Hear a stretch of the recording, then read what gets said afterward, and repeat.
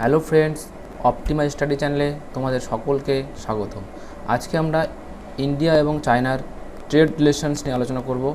Ladakh টেরিটরির Galwan ভ্যালিতে India এবং চায়নার border tension যতই বাড়ছে, একটা ডিবেট চারদিকে উঠছে যে বয়কট চায়না প্রোডাক্ট। তো চায়না প্রোডাক্টকে বয়কট করার আগে আমাদের কিছু জিনিস অবশ্যই জানা দরকার। ইন্ডিয়া এবং চায়নায় কী ধরনের ট্রেড হয়, তার কতটা পার্সেন্টেজ রয়েছে এবং ইন্ডিয়ায় তার কতটা ইম্প্যাক্ট পড়তে পারে। তো আমরা এই সকল বিষয়ে আজকে আলোচনা করব এবং দেখব যে চাইনিজ প্রোডাক্ট বয়কট করলে ইন্ডিয়ার উপর, ইন্ডিয়ান ইকোনমির উপর কী ইম্প্যাক্ট আসতে পারে। শুরু করার আগে আমাদের চ্যানেলে যারা নতুন এসছো, চ্যানেলটিকে অবশ্যই সাবস্ক্রাইব করে নেবে এবং ভিডিওটি ভালো লাগলে বন্ধুদের সাথে শেয়ার করবে এবং ভিডিওটি লাইক করবে। শুরু করছি আজকের ভিডিও। ফার্স্ট এখানে আমরা দেখব যে ইন্ডিয়ার এক্সপোর্ট কোন কোন কান্ট্রিতে হয়ে থাকে। তো ইন্ডিয়া যে সকল কান্ট্রিতে এক্সপোর্ট করে থাকে তাতে দেখো ইউএস এক নম্বরে রয়েছে এক্সপোর্টের দিক থেকে। ফার্স্ট নম্বরে হচ্ছে ইউএস, সেকেন্ড হচ্ছে ইউএই, ইউনাইটেড আরব এমিরেটস। তো ইন্ডিয়া এক্সপোর্টের দিক থেকে ইউএস হচ্ছে এক নম্বরে, আর আমরা ইম্পোর্টের দিক থেকে হচ্ছে সবথেকে বেশি মাল নিয়ে আসি চায়নার থেকে। ভেরি ভেরি ইম্পর্ট্যান্ট, ইম্পোর্টের দিক থেকে কিন্তু চায়না রয়েছে এক নম্বরে আর ইউএস হচ্ছে সেকেন্ড নম্বরে। আর আমাদের লার্জেস্ট ট্রেডিং পার্টনার চায়নাকে অতিক্রম করে এখন ফার্স্ট হচ্ছে ইউএস। তো আমাদের লার্জেস্ট ট্রেডিং পার্টনার হচ্ছে ইউএস আর সেকেন্ড লার্জেস্ট ট্রেডিং পার্টনার হচ্ছে চায়না। তার মানে সেকেন্ড পজিশনে রয়েছে। দেখো, যদি চায়নার সাথে আমাদের ট্রেড বন্ধ হয়ে যায় তো তাহলে কিন্তু আমাদের ট্রেডের উপর বা ট্রেড ব্যালেন্সের উপর একটা বিশাল ইম্প্যাক্ট আসতে চলছে, যেহেতু আমাদের লার্জেস্ট ট্রেডিং পার্টনারে 2 নম্বরে চায়না রয়েছে আর 1 নম্বরে ইউএসএ রয়েছে। আর একটা এখানে ইম্পর্টেন্ট জিনিস হচ্ছে আমাদের যে ট্রেড ব্যালেন্স রয়েছে, ট্রেড ব্যালেন্স মানে হচ্ছে এক্সপোর্ট মাইনাস ইম্পোর্ট। তো আমরা ইউএসএতে এক্সপোর্ট করি অনেক বেশি এবং ইম্পোর্ট করি কম, তো যার কারণে আমাদের ট্রেড সারপ্লাস থাকে। ইউএস থেকে ইউএসএ আমরা যতটা ইম্পোর্ট করি তার থেকে এক্সপোর্ট বেশি করি, আমাদের এখানে ট্রেড ব্যালেন্স পজিটিভ থাকে। কিন্তু চায়নার ক্ষেত্রে কিন্তু সেটা পুরোপুরি উল্টো। চায়নার ক্ষেত্রে আমাদের বিশাল গ্যাপ রয়েছে। চায়নার থেকে আমরা অনেকটা ইম্পোর্ট বা অনেকটা মাল আমরা চায়নার থেকে নিয়ে আসি আর চায়নায় আমরা এক্সপোর্ট করি অনেক কম। তাই এখানে আমাদের ট্রেড ব্যালেন্স যেটা হচ্ছে নেগেটিভে আছে, মানে চায়না আমাদের এখানে বেশি পরিমাণে বিজনেস করে যতটা না আমরা চায়নাতে এক্সপোর্ট করে যে বিজনেসটা করি। এইখানে এবার অ্যাপারেন্টলি আমাদের মনে হতে পারে যে যেহেতু চায়নার থেকে আমরা ইম্পোর্ট করছি বেশি, তো চাইনিজ প্রোডাক্ট যদি আমরা ব্যান করি তাহলে আমাদের লাভ হবে। কিন্তু আমরা যদি একটু পরে আমি তোমাদের দেখাবো কোন কোন প্রোডাক্টগুলো আমরা চায়না থেকে ইম্পোর্ট করি, সেটা দেখলেই তোমাদের ক্লিয়ার হবে যে কী ইম্প্যাক্ট আসতে পারে। নেক্সট আমি যে ট্রেড ডেফিসিটের কথা বললাম, ইন্ডিয়ার ট্রেড ডেফিসিট উইথ চায়না। তো চায়নার সাথে কিন্তু ইন্ডিয়ার ট্রেড ডেফিসিট দেখো তোমরা মোটামুটি কন্টিনিউয়াসলি বেড়ে চলেছে। কীরকম, এক্সপোর্ট কিন্তু মোটামুটি ফ্ল্যাট রয়ে গেছে, মানে এক্সপোর্টের দিক থেকে আমরা চায়নায় বেশি মাল পাঠাতে পারি না, মানে বেশি মাল আমরা চায়নায় এক্সপোর্ট করতে পারি না। কিন্তু চায়নার থেকে কিন্তু ইম্পোর্ট যেটা আসে ইন্ডিয়াতে সেটা কিন্তু কন্টিনিউয়াসলি দেখো এখানে বেড়ে গেছে। এবং এটা লাস্ট ফাইন্যান্সিয়াল ইয়ার 2019-20 এখানে ট্রেড গ্যাপটা দেখো, এক্সপোর্ট হচ্ছে অনলি $16 বিলিয়ন এবং চায়না থেকে আমরা ইম্পোর্ট করেছি $65 বিলিয়ন। ঠিক আছে, $65 বিলিয়ন প্রোডাক্ট আমরা চায়না থেকে ইম্পোর্ট করেছি আর এক্সপোর্ট করেছি অনলি $16 বিলিয়ন, মানে এক্সপোর্ট অনেক কম। যদিও লাস্ট 5 বছরে অনেকটা আমরা কমাতে পেরেছি, মানে এখান থেকে এই জায়গাটা তোমরা দেখো এইখানে কিন্তু গ্যাপটা অনেকটা কমে গেছে, মানে ইম্পোর্ট আমরা অনেকটা কমাতে পেরেছি। এবং সেটা হচ্ছে এখানটায় দেখো 63, 53, 48। তো এখানে 5 বছরে আমরা মিনিমামে পৌঁছেছি $48 বিলিয়ন, কিন্তু তবুও কিন্তু এই ডেফিসিটটা অনেকটা বেশি, ইম্পোর্টটা আমাদের এক্সপোর্টের থেকে অনেক বেশি। নেক্সট হচ্ছে আমরা কোন কোন প্রোডাক্ট চায়না থেকে মেনলি ইম্পোর্ট করি। আমরা সকলেই জানি স্মার্টফোন, চাইনিজ স্মার্টফোন ইন্ডিয়ায় সব থেকে বেশি রয়েছে। ইলেকট্রনিক প্রোডাক্ট যত কিছু রয়েছে চাইনিজ থেকে প্রচুর পরিমাণে ইন্ডিয়াতে ইম্পোর্ট হয়। তাছাড়াও টেলিকম ইন্ডাস্ট্রিজের বিভিন্ন কম্পোনেন্ট, প্লাস্টিক টয়েস, চায়না খুবই ফেমাস প্লাস্টিক টয়েসের জন্য, খুবই চিপ প্রোডাক্ট তারা তৈরি করে এবং ইন্ডিয়াতে যে কস্টে পাওয়া যায় তার থেকে অনেক কম কস্টে চায়না সেগুলোকে আমাদের ইন্ডিয়ান মার্কেটে পৌঁছতে পারে। সোলার প্যানেলস যতগুলো আছে বেশিরভাগই চায়নার থেকে নিয়ে আসা হয়। ক্রিটিক্যাল ফার্মা ইনগ্রেডিয়েন্টস খুবই ভাইটাল, দেখো ফার্মা ইন্ডাস্ট্রিতে যে মেডিসিনগুলো তৈরি হয় সেই মেডিসিনগুলোর ক্রিটিক্যাল কিছু ইনগ্রেডিয়েন্টস রয়েছে যেগুলো চায়নার থেকে আমাদের ইম্পোর্ট করতে হয়। ফার্টিলাইজার্স চায়নার থেকে আসে, বিভিন্ন অটোমোবাইল পার্টস চায়নার থেকে আসে, খুব ভাইটাল। এই অটোমোবাইল পার্টসগুলো অনেক চিপ প্রাইসে চায়নার থেকে আমরা আমাদের অটোমোবাইল কোম্পানিগুলো ইম্পোর্ট করে। তো এক্ষেত্রে যদি ব্যান করা হয় তো আমাদের ডোমেস্টিক কার প্রাইসের একটা বৃদ্ধি কিন্তু এখানে ঘটবে। এরপর নিউক্লিয়ার রিঅ্যাক্টার্স চায়নার থেকে বেশিরভাগ আসে, এছাড়াও বিভিন্ন মেশিনারি চায়নার থেকে আসে। তো চায়নার থেকে আমরা বেশিরভাগই সেমি ফিনিশড বা ফিনিশড প্রোডাক্ট ইম্পোর্ট করে থাকি, এবং অনেক ইন্ডাস্ট্রি রয়েছে এর সাথে পুরোপুরি ডিপেন্ড হয়ে রয়েছে। আর আমরা এক্সপোর্ট কী করি, এক্সপোর্টের ক্ষেত্রে কিন্তু আমরা ফিনিশড প্রোডাক্ট সেরকম চায়নায় দিতে পারি না, এক্সপোর্ট করতে পারি না। তো বেশিরভাগ র মেটেরিয়ালকেই আমরা চাইনিজরা আমাদের ইন্ডিয়ার থেকে নিয়ে যায়, যেমন petroleum products, cotton yarn, iron ores, iron pyrites, refined copper and copper alloys. তো এই সমস্ত র মেটেরিয়াল চায়না ইন্ডিয়ার থেকে নিয়ে যাচ্ছে এবং তারা সেখানে বিভিন্ন প্রোডাক্ট তৈরি করছে। তো এক্ষেত্রে এটা কিন্তু শুধু ইন্ডিয়ার সাথে নয়, চায়নার বেশিরভাগ বিজনেসগুলোই তোমরা দেখবে ওরা র মেটেরিয়ালগুলোকে কিনে নিয়ে গিয়ে, ওদের যেহেতু ম্যানুফ্যাকচারিং সেক্টর খুবই স্ট্রং, তো ওখানে ম্যানুফ্যাকচার করে তারপরে বিভিন্ন কান্ট্রিতে তারা সেটাকে সাপ্লাই করে। এবার আমি নেক্সট আসবো, ইকোনমিক ইম্প্যাক্ট কী হতে যাচ্ছে। দেখো আমাদের যে ইম্পোর্ট রয়েছে সেই ইম্পোর্টের 11% আমরা চায়নার থেকে নিয়ে আসি। It's a huge amount. 11% import, আমাদের টোটাল ইম্পোর্টের 11% ইম্পোর্ট হচ্ছে চায়নার থেকে আসে। কিন্তু চায়না যে এক্সপোর্ট করছে, চায়না যে বিভিন্ন কান্ট্রিতে এক্সপোর্ট করছে, তো সেখানে ইন্ডিয়ার শেয়ার রয়েছে মাত্র 3%। তো এখানে বুঝতে পারছো যে চাইনিজ প্রোডাক্ট আমরা ব্যান করলে আমাদের যতটা ইম্প্যাক্ট হবে তার থেকে কিন্তু অনেক কম ইম্প্যাক্ট বা নেগলেজেবল ইম্প্যাক্ট, অনলি 3% ইম্প্যাক্ট হবে চায়নার ইকোনমিতে। এবার আমি নেক্সট আসবো, চায়না এবং ইন্ডিয়ার জিডিপির তোমরা যদি এখানে তুলনাটা দেখো, কখন থেকে চায়না গ্রোথ করতে শুরু করেছে। এখানে দেখো 1947-এ আমাদের ইন্ডিপেন্ডেন্স হয়, সে সময় কিন্তু ইন্ডিয়া এবং চায়নার জিডিপি মোটামুটি সমান ছিল। তারপরে সেখান থেকে মোটামুটি 2000 সাল থেকে দেখো র্যাপিড ইনক্রিজ হয় চায়নার জিডিপিতে। This is mainly because of the manufacturing sector of China. তো চায়নার ম্যানুফ্যাকচারিং সেক্টর হচ্ছে তার জিডিপির 43% হোল্ড করছে, আর আমাদের যেখানে অনলি 15%। আমাদের সেকেন্ডারি সেক্টরের জিডিপি কন্ট্রিবিউশন 30%, আর তার মধ্যে ম্যানুফ্যাকচারিং একটা পার্ট। তো সেকেন্ডারি সেক্টরের মধ্যে ম্যানুফ্যাকচারিং হচ্ছে অনলি 15% শেয়ার, আমাদের 15% অফ জিডিপি হচ্ছে ম্যানুফ্যাকচারিং সেক্টর। আর একটা খুব ইম্পর্ট্যান্ট দেখো, Chinese manufacturing sector 4th in the world. তাহলে ম্যানুফ্যাকচারিং সেক্টরে চাইনিজের র্যাঙ্ক, চায়নার র্যাঙ্ক হচ্ছে 4th, ইউএস, জাপান এবং জার্মানির পরেই হচ্ছে ম্যানুফ্যাকচারিং সেক্টরে চায়নার অবস্থান। ইন্ডিয়ান ইকোনমি তোমরা যদি দেখো, আমরা প্রাইমারি সেক্টরের পরে সেকেন্ডারি সেক্টরে গুরুত্ব দিয়েছি, কিন্তু সবথেকে বেশি আমাদের যে কন্ট্রিবিউশনস রয়েছে জিডিপিতে সেটা হচ্ছে টার্সিয়ারি সেক্টর। কিন্তু এই যে মিডিলের যে ম্যানুফ্যাকচারিং সেক্টরটা, এই ম্যানুফ্যাকচারিং সেক্টরে কিন্তু আমরা ততটা ডেভেলপ করতে পারিনি as compare to China or others European countries. তো আমরা এখানে এগ্রিকালচার বা প্রাইমারি সেক্টরের পরে ডাইরেক্টলি টার্সিয়ারি সেক্টরে ঢুকে গেছি। ম্যানুফ্যাকচারিং সেক্টরের ডেভেলপমেন্ট আমাদের কান্ট্রিতে সেরকমভাবে হয়নি, এবং যার কারণে টার্সিয়ারি সেক্টরের ক্ষেত্রে, যেহেতু টার্সিয়ারি সেক্টরটা প্রাইমারি সেক্টর এবং সেকেন্ডারি সেক্টরের উপর ডিপেন্ড করে, মানে সার্ভিস সেক্টরটা তখনই উন্নতি হবে যখন দেশে ম্যানুফ্যাকচারিং এবং প্রাইমারি সেক্টরটা ভালো হবে।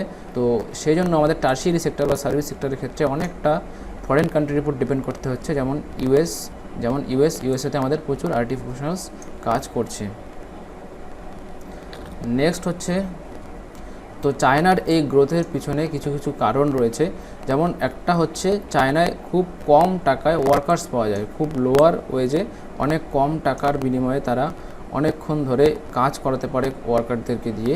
এর কারণ হচ্ছে সেখানে চায়নায় কমিউনিস্ট পার্টি রয়েছে এবং সেখানে কিন্তু সেরকমভাবে হিউম্যান রাইটস যে লগুলো সেরকমভাবে ফলো করা হয় না, এটা অনেক দিন ধরেই এর একটা অ্যালিগেশনস রয়েছে। আর এই কারণেই কিন্তু অনেক লো প্রাইসে তারা ম্যাক্সিমাম ফিচার্স দিতে পারে। যখন একটা স্মার্টফোন যদি তোমরা কিনতে চাও, তাহলে দেখবে ইউএসের যে কোম্পানিগুলো রয়েছে, ইউএস বা সাউথ কোরিয়ার যেমন এলজি রয়েছে, স্যামসাং রয়েছে, এবং ইউএসের যেমন অ্যাসার রয়েছে, অ্যাপেল রয়েছে। তো এই কোম্পানিগুলো যে ফিচারগুলো দেবে সেই ফিচারের থেকে অনেক বেশি ফিচার চায়নার স্মার্টফোন বা চায়নার প্রোডাক্টে পাবো অনেক কম প্রাইসে। তো এটা অনেক লিকুইডিটি প্রাইসে তারা জিনিস লঞ্চ করছে, প্রোডাক্ট লঞ্চ করছে, যার কারণে মার্কেটে চাইনিজ প্রোডাক্টের একটা ডিমান্ড অলওয়েজ থাকছে। আর একটা মেজর যেটা ইকোনমিক পয়েন্ট অফ ভিউ থেকে তোমাদের ইম্পর্টেন্ট, সেটা হচ্ছে China has been accusing of artificially depressing the value of its currency. খুব ইম্পর্টেন্ট, চায়না কিন্তু নিজের যে কারেন্সির ভ্যালু সেটাকে জেনে বুঝে কী করে আর্টিফিশিয়ালি সেটাকে ডিভ্যালুয়েট করছে। তো আমি ইকোনমিক ক্লাসে তোমাদের আগে বুঝিয়েছিলাম যে কারেন্সি যদি ডিভ্যালুয়েট করা হয় তাহলে এক্সপোর্ট বাড়বে। কী করে? যদি সাপোজ ইন্ডিয়ান গভর্নমেন্টের ক্ষেত্রে বলি, ইন্ডিয়ান রুপিস যদি ডলারের সাপেক্ষে ডিভ্যালুয়েট করা হয়, তো যে কোনো একটা প্রোডাক্ট যদি আমরা ফরেন কারেন্সিতে বিক্রি করি বা এক্সপোর্ট করি, তো সেক্ষেত্রে যদি $1 আমি জিনিসটাকে প্রোডাক্টটাকে বিক্রি করা হয়েছে, এখন যদি $1 ইকুয়ালস টু 60 টাকা হয় এবং গভর্নমেন্ট যদি সেটাকে 80 রুপিস করে দেয় ডিভ্যালুয়েট করে, $1 ইকুয়ালস টু 80 রুপিস, তো আমি একটা প্রোডাক্টকে যখন এক্সপোর্ট করব, তো আগে যদি পেতাম 60 টাকা, এখন আমি পাবো 80 টাকা। তো এই যে ডিভ্যালুয়েশন হচ্ছে, তার ফলে আমি ফরেন কারেন্সিতে জিনিসটাকে বিক্রি করতে চাইবো, মানে আমাকে জিনিসটাকে এক্সপোর্ট করতে হবে। তো এইভাবে কারেন্সি ডিভ্যালুয়েট করে আর্টিফিশিয়ালি তারা কী করছে? এক্সপোর্টকে বাড়াচ্ছে, এক্সপোর্টকে বাড়ানোর জন্য কারেন্সিকে ডিভ্যালুয়েট করছে। চাইনিজ কারেন্সি ইউয়ানকে এভাবে ডিভ্যালুয়েট করে এক্সপোর্টকে বাড়ানো হয়েছে। এক্সপোর্টকে বাড়ানোর জন্য চাইনিজ কারেন্সিকে এভাবে ভ্যালুয়েট করা হয়, যদিও এটা ইন্টারন্যাশনাল বিজনেস স্ট্যান্ডার্ডকে ভায়োলেট করে। এই জন্য ইউএস চায়না ট্রেড ওয়ার আমরা মাঝে মাঝে শুনে থাকি। তো চায়নার এই কীর্তিগুলোর জন্যই তো ইউএস প্রেসিডেন্ট ট্রাম্পের সাথে চায়নার মাঝে মাঝেই বিভিন্ন খুটকাট লেগে থাকতো। দেখবে মাঝে মাঝেই ডোনাল্ড ট্রাম্প বিভিন্ন যে চাইনিজ প্রোডাক্টগুলো ওখান থেকে চায়না থেকে ইউএসএতে আসতো, তাদের উপর এক্সট্রা তারিফ বা এক্সট্রা ট্যাক্স লাগিয়ে দিত, যাতে করে সেই জিনিসগুলো ইউএসের যে ডোমেস্টিক কোম্পানিগুলো রয়েছে, তো প্রাইসের দিক থেকে যাতে চায়নার সাথে সেগুলো কম্পিট করতে পারে। তো এর পরিপ্রেক্ষিতে চায়নাও সেটা করছে। চায়নায় যে প্রোডাক্টগুলো তৈরি করছে সেখানেও আর তারিফ বাড়িয়ে দিচ্ছে বা ট্যাক্স বাড়িয়ে দিচ্ছে এবং অনেক মুনাফা অর্জন করছে। তো এরকম করে অ্যাকচুয়ালি ট্রেড ওয়ারের ফলে কোনো কান্ট্রিরই ভালো হতে পারে না, এটা গ্লোবালাইজেশনের বিরুদ্ধে চলে যাচ্ছে এবং ইউএস এবং চায়নার ইকোনমি দুটোরই সেক্ষেত্রে ক্ষতি হয়েছে। এবং আমরা যদি ক্যালকুলেট করে দেখি, ইউএস প্রেসিডেন্ট ট্রাম্প কিন্তু চায়নাকে একটা শিক্ষা দেওয়ার জন্য এই ট্রেড ওয়ার বা রেস্ট্রিকশন দিয়েছিল, এবং তার ফলে আমরা দেখেছি ইম্প্যাক্ট হিসেবে কিন্তু ইউএসের ইকোনমি যতটা না ইম্প্যাক্টেড হয়েছে, চাইনিজ ইকোনমির উপর এর ইম্প্যাক্ট বেশি পড়েছে। এবার আমি আলোচনা করব কি কি সুবিধা এবং অসুবিধা হতে পারে যদি আমরা বয়কট চাইনিজ প্রোডাক্ট করি। একটা তো খুব সিম্পল জিনিস যে সেলফ ডিপেন্ডেন্সি বাড়বে। আমরা যদি চাইনিজদের উপর ডিপেন্ডেন্সি কমাতে পারি, আমাদের সেলফ ডিপেন্ডেন্সি বাড়বে, সেলফ এমপ্লয়মেন্ট বাড়বে। আমাদের এখানে যদি জিনিস তৈরি হতে থাকে, প্রোডাক্ট তৈরি হতে থাকে, আমাদের অবশ্যই সেলফ এমপ্লয়মেন্ট বাড়বে এবং অনেক নিউ বিজনেস অপরচুনিটিস খুলবে, অনেক নিউ এন্টারপ্রেনারশিপ তৈরি হবে। আমাদের কিন্তু অনেক ভালো ভালো ট্যালেন্ট থাকা সত্ত্বেও আমাদের ইনফ্রাস্ট্রাকচার বা আমাদের এখানে ছোটো ছোটো বিজনেস খোলার যে প্রতিকূলতা, সেটার জন্য অনেকেই গভর্নমেন্ট জব, সে WBCS হোক, IAS হোক, অনেকেই কিন্তু শুধুমাত্র ইনকাম বা রুজিরুটির জন্যই এই জবগুলোর পেছনে ছুটছে। কিন্তু দেখবে অনেকেরই কিন্তু এক্সট্রা ট্যালেন্ট রয়েছে, যারা চাইলেই নতুন নতুন বিজনেস তৈরি করতে পারে। নতুন নতুন বিজনেস তৈরি করে অনেক নতুন নতুন ছেলেকে তারা এমপ্লয়মেন্টের সুবিধা দিতে পারে, চাকরি দিতে পারে। কিন্তু আদৌ আমাদের সেটা হচ্ছে না এবং সবাই চাকরির পেছনে ছুটছে এবং গভর্নমেন্ট জবের পেছনে ছুটছে। তো যাই হোক, নিউ বিজনেস অপরচুনিটিস যেটা খুলতে পারে যদি কিনা আমাদের চাইনিজ প্রোডাক্ট আমরা ব্যান করতে পারি। কেননা যে কোনো প্রোডাক্ট যদি তোমরা তৈরি করতে চাও এই মুহূর্তে, তো তোমরা চাইনিজ কোম্পানির সাথে কিন্তু কম্পিট করতে পারবে না। তো তারা যেহেতু অলরেডি এস্টাবলিশড এবং অনেক লো কস্টে তারা জিনিসকে এক্সপোর্ট করে। আমি একটা এক্সাম্পলে বলছি, তোমরা যে মসকিউটো মারার ব্যাটটা দেখো, মসকিউটো মারার ব্যাটটা দেখবে 150 টাকা কি 100 টাকায় বাজারে বিক্রি হয়, কিন্তু সেই পার্টসগুলো যদি তোমরা খোলো ইন্ডিয়ান মার্কেটে, ওই পার্টসগুলো যদি তোমরা কিনে আনতে যাও অ্যাসেম্বল করার জন্য, সেক্ষেত্রে দেখবে তোমাদের কিন্তু কস্ট বেশি পড়ে যাবে। তো যদি চাইনিজ প্রোডাক্ট ব্যান হয় তবেই আমাদের এখানে অপরচুনিটি খুলবে, এবং একবার যদি অপরচুনিটি খোলে, বিভিন্ন ছোটো ছোটো বিজনেস অপরচুনিটিস যদি খোলে, ছোটো ছোটো এন্টারপ্রেনারশিপ যদি তৈরি হয়, তখনই ধীরে ধীরে সেটার কস্ট কমানো সম্ভব। কিন্তু ইনিশিয়াল অবস্থায় এই জিনিসটা কিন্তু কখনোই সম্ভব না যদি কিনা আমাদের চাইনিজ প্রোডাক্টের সাথে কম্পিট করতে হয়।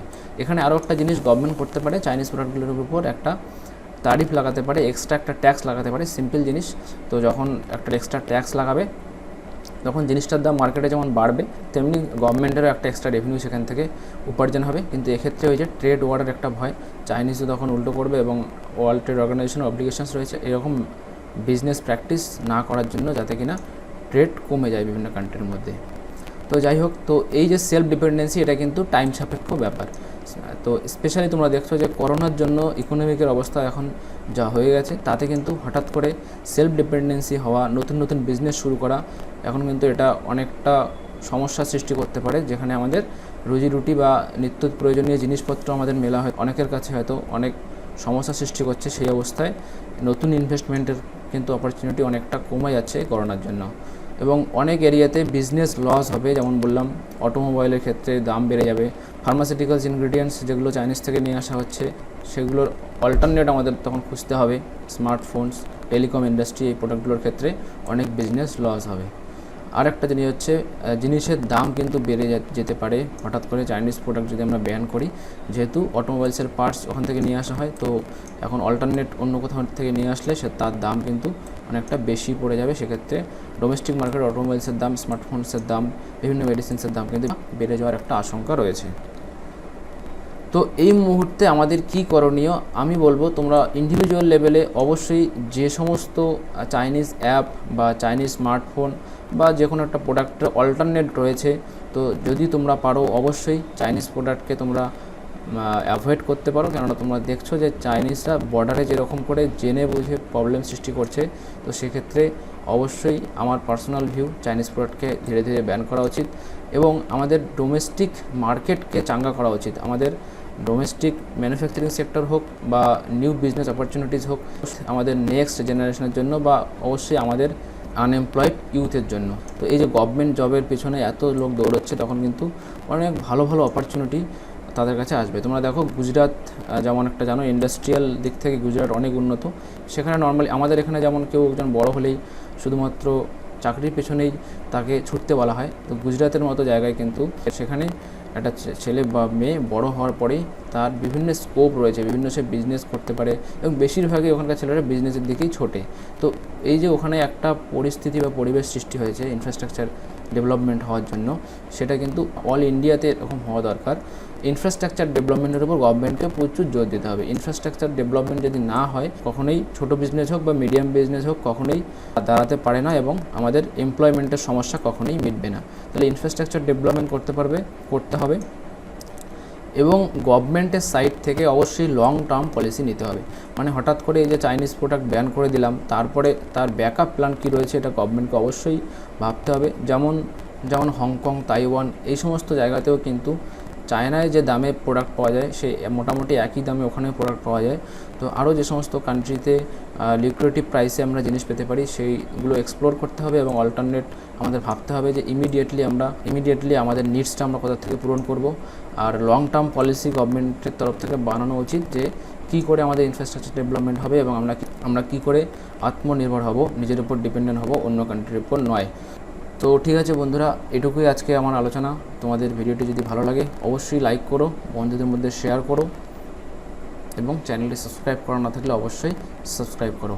আর হ্যাঁ, আর তোমাদের যদি কোনো ভিউ থাকে বা কোনো ফিডব্যাক থাকে ইন্ডিয়া চায়না রিলেশনস এবং চাইনিজ প্রোডাক্ট ব্যান নিয়ে, তোমরা অবশ্যই ভিডিওর নিচে কমেন্ট বক্সে সেটা জানাতে পারো। তোমরা অবশ্যই ভিডিওর নিচে কমেন্ট বক্সে জানাতে পারো। শেষ করছি, থ্যাংক ইউ, বাই। এখানেই শেষ করছি, থ্যাংক ইউ।